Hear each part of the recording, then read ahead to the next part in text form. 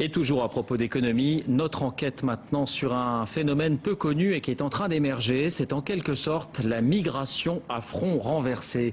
Des milliers d'enfants de l'immigration, des jeunes d'origine algérienne, souvent diplômés, traversent la Méditerranée pour s'installer en Algérie. Ils vont chercher la réussite et les opportunités qu'ils ne trouvent pas forcément en France.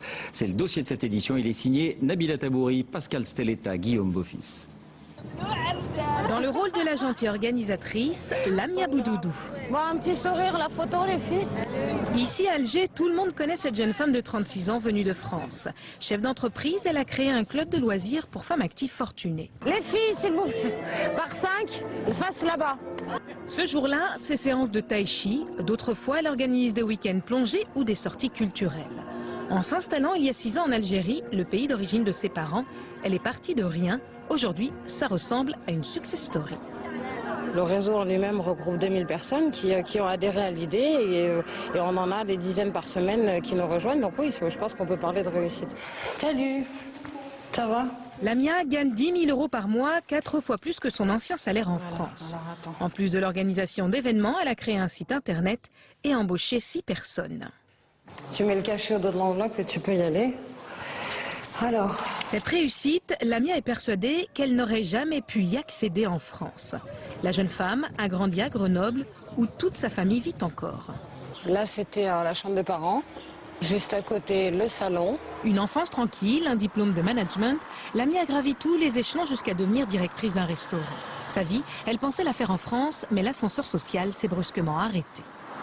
On m'avait promis un poste qu'on a offert à quelqu'un d'autre à quelques semaines de ma prise de poste.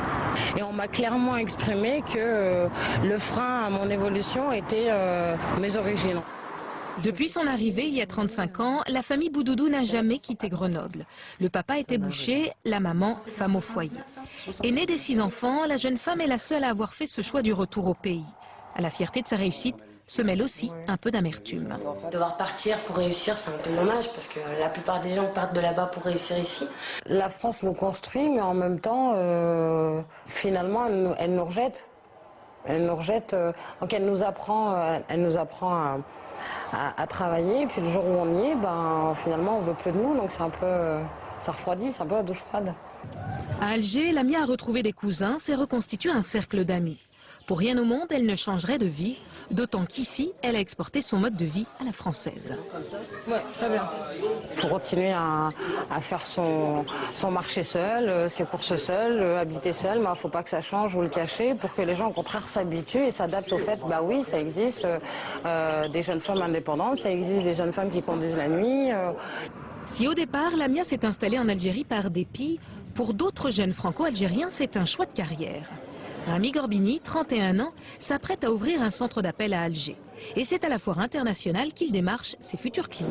Bonjour, Rami Ziani, enchanté. Bonjour, Rami Gorbini, société RS Paul. Né en France, il était ingénieur d'affaires à Paris. Ce qui l'a fait partir, c'est l'envie d'entreprendre.